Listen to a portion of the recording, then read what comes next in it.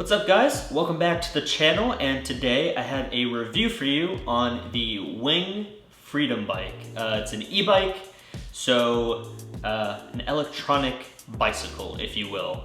And I really don't have many bad things to say about it, but here we go. Let's get right into it. So my subscribers know that I have a 2018 BMW 430i Grand Coupe, but for shorter trips like to the skate park or to like McCarran Park deeper in Brooklyn, or other short errands, or even biking into work occasionally, I actually like to bicycle, and I prefer to do that because you don't have to deal with traffic, you don't have to deal with parking. Obviously, there are tons of benefits, and I'm not really going to get into that in this video, but yeah, for shorter trips, biking is just so much faster and way more convenient. You know, a little bit scary, a little bit like GTA, right? Like you gotta avoid cars and people, but that does make it kind of fun too. So yeah, I'm just rambling now, but yeah, definitely prefer to e-bike versus driving for short distances. And this all started last summer. Out of nowhere, I kind of just started to get bombarded with ads for e-bikes, and Wing was one of the ones that was serving me a lot of ads. And I just went down a rabbit hole. I just started to investigate what all the differences were between the brands, what the specs were, what tech was offered, and in the end I ended up landing on my Wing Freedom Bike.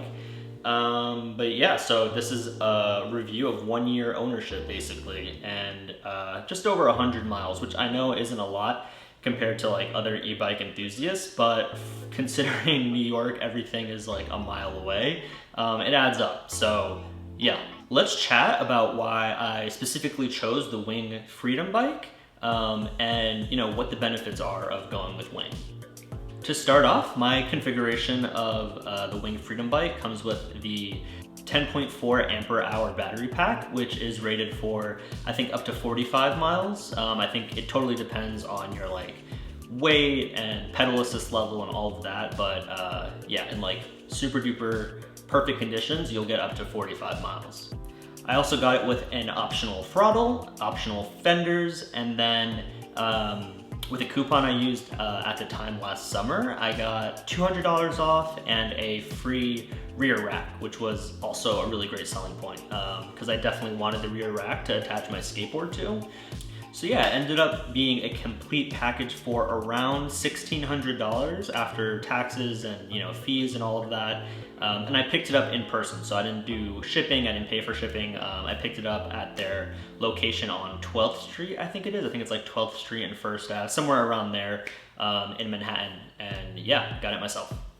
So why I went with Wing Bike really comes down to three main reasons, and let's just get into them. So number one was that they are a New York-based company, which was huge for me. I'm located in Brooklyn, and for a couple of reasons at the time during COVID and all of that, I wanted to support something local, but also if anything was wrong with the bike, if I wanted to get it checked out, if I wanted to get it tuned up, knowing that I can just bike over to the store and have it checked out in person by, you know, actual Wing employees was definitely a really huge selling point for me. I knew that all the other brands, some of them are Chinese brands, some of them are, you know, don't really have like a headquarters, and they're newer and smaller companies. And while I'm sure the bikes are totally fine, I just didn't want to have to deal with the possible issues of support and getting the bike fixed and checked out, and if it was shipped to me incorrectly, having to ship that back.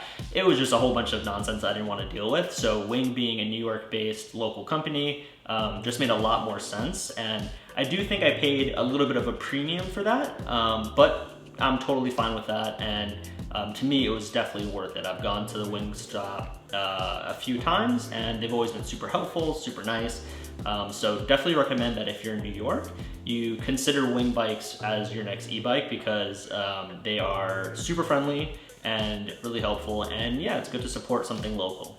Secondly, the reason I went with Wing was because of the design. I really love how sleek it is, how minimal it is. It's only 40 pounds, which for e-bikes is really light, and it's inconspicuous, right? Like if you see my bike, at first glance, I don't think you would necessarily think it is an e-bike, right? Like the battery is completely blended into the chassis. all of it just looks like a sleek, modern bike. And to me, that was a really big selling point because a lot of other e-bikes either have like moped styling or like fake motorcycle styling. And while I like that, in the city where bike theft is like super rampant, I just didn't really want to attract any more attention to my bike than necessary. So yeah, the minimal, sleek, matte black look of the wing bike was really attractive right off the bat, and yeah, I'm happy I went with it. Oh, and also it has taillights and headlights integrated right into the bike, which is really cool.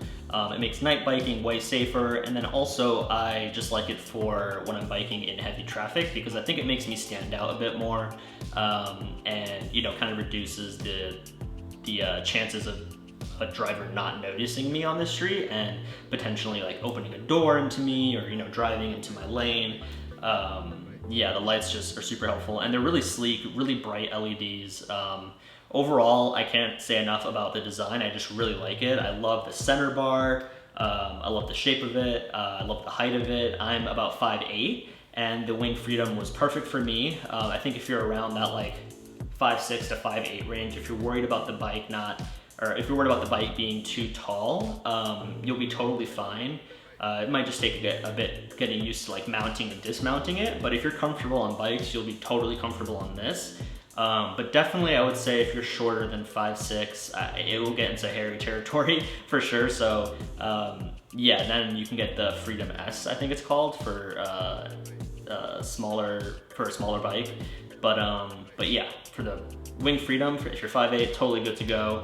And yeah, but yeah, overall, I think the design is just an overall really solid package and offers a really sleek, modern design at a much more affordable rate, I think, than what other bike companies offer very similar designs.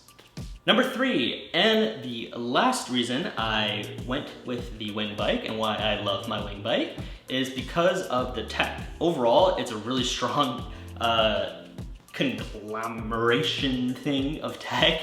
I think it's really awesome and modern, and yeah, let's just get into some of the awesome tech features of the Wing Freedom bike. So first off, you get a digital reader on the handlebar. So that's gonna cover like an odometer, it's gonna cover how fast you're going, it's gonna cover your battery charge. So all the information you need at a quick glance is right there, front and present. And it's awesome. It's not distracting. You can look at it while you're biking. It lights up when you have your taillights and headlights on. So yeah, you can use that at night as well. But yeah, all of your quick glance information is there, ready for you, and super easy to read. Speaking of speed, the bike is capped at 20 miles per hour. In the settings, you could actually go in and unlock that up to 25 miles per hour. But for some reason, my bike, I tried to do that and it just wouldn't let me switch it up to 25. So not really sure what that's about, but in theory you can uncap it to 25 miles per hour to go faster. But I think 20 miles per hour is the legal limit in New York in terms of it being road legal without needing like, I think like a different license. I'm actually not 100% sure, but I do know there's some legal ramifications as to why it has to be set to 20 miles per hour versus 25.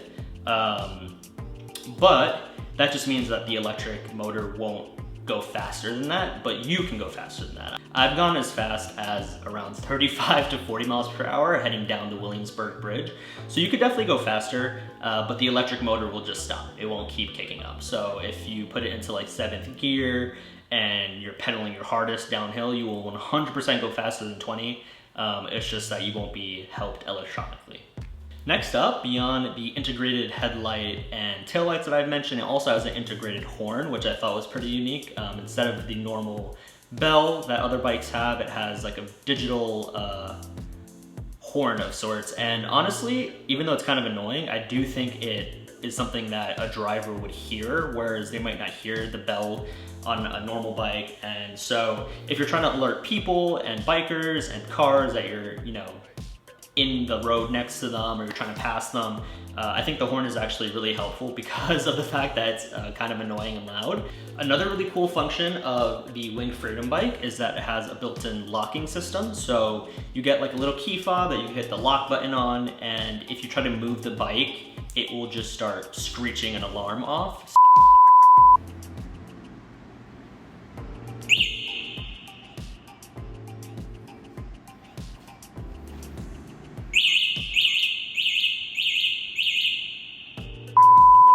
So I've always found it to be really good for peace of mind. I leave my bike in our building. We have like a bike garage.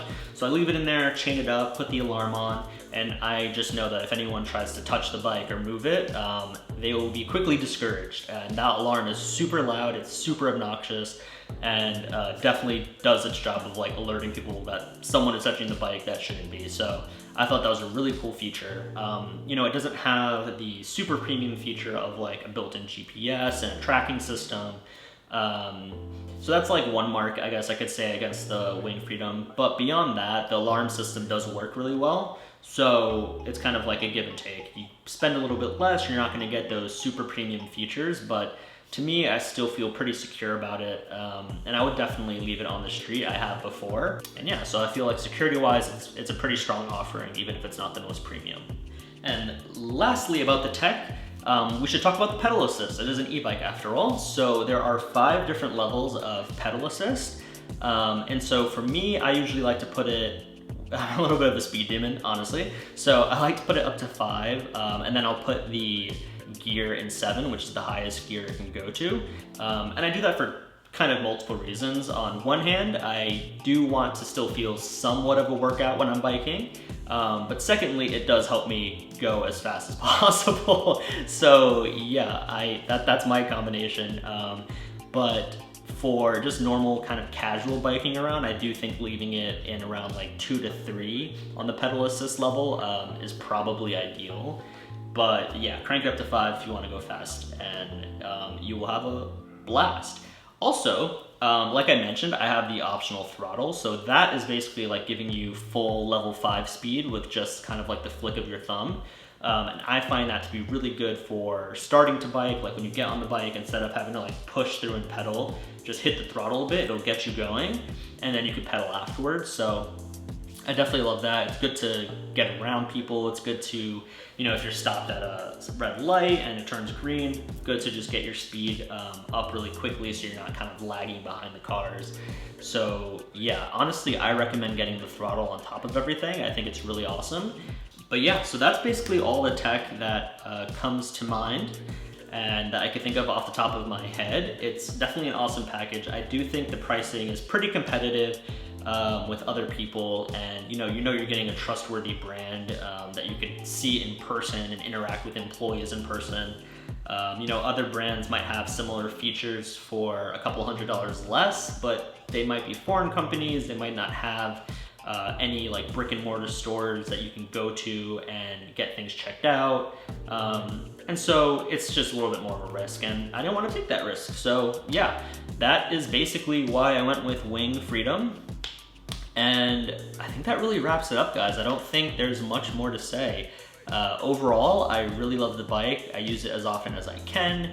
In the winter, it is too cold for me to e-bike because you're just going so fast and the wind is just like blasting you with like frozen ice particles. So that is not fun. But in the summer, in the spring, in the fall, it is really fun. Going over the bridges in New York is just awesome. It's a breeze. Going uphill, so easy, like never have to stress about it. You know, you really don't have to break a sweat if you don't want to. So I highly recommend getting an e-bike. And if you are shopping around for different brands, honestly, I really recommend Wing. I think you should check them out and check out the Wing Freedom. I think they have a new bike called the Wing Freedom X.